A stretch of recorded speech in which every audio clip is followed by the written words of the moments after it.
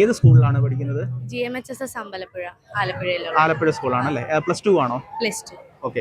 ഇന്നത്തെ പ്രമേയം എന്തായിരുന്നു മോണോ ആക്ടിന്റെ? പോസ്റ്റ്പാർട്ടം ഡിപ്രഷൻ,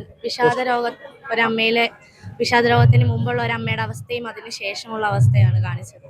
ഇതിനു മുൻപ് മറ്റേതെങ്കിലും മത്സര ഇനങ്ങളിൽ പങ്കെടുത്തിട്ടുണ്ടോ? ഇതിനു മുമ്പ് കലോത്സവങ്ങളിൽ മോണോ ആക്ട് വന്നിട്ടുണ്ട്. ഓക്കെ.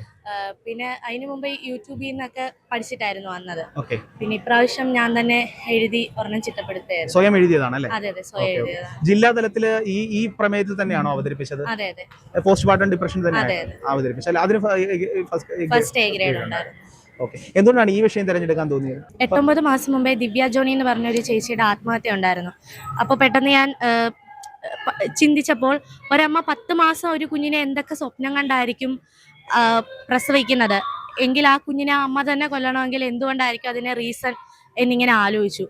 അങ്ങനെ ഞാൻ ആ ചേച്ചിയുടെ ജോഷ് ടോക്സിലെ ഒരു ഇൻ്റർവ്യൂ പോലത്തെ ഇതൊക്കെ കണ്ടു കഴിഞ്ഞപ്പോൾ എനിക്ക് പോസ്റ്റ്പാർട്ടം ഡിപ്രഷൻ എത്രത്തോളം ഭീകരമാണെന്നുള്ളൊരു തിരിച്ചറിവുണ്ടായി. അത് പക്ഷേ ലോകത്തിന് മുന്നിൽ കറക്റ്റായിട്ടുള്ളൊരു ഇൻഫർമേഷൻ എത്തുന്നില്ല. ആ രോഗം എന്താണ്, എന്തുകൊണ്ട് വരുന്നു എന്ന് സമൂഹത്തിന് അറിയുന്നില്ല. അപ്പോൾ അതിനെ ബേസ് ചെയ്ത ഒരു കഥ എഴുതണമെന്ന് തോന്നി. ഈ സ്കൂൾ കലോത്സവത്തിൽ മോണോ ആക്ടിൽ മാത്രമേ പങ്കെടുത്തിട്ടുള്ളൂ? മോണോ ആക്ടിൽ മാത്രമേ പങ്കെടുത്തിട്ടുള്ളൂ. ഓക്കെ.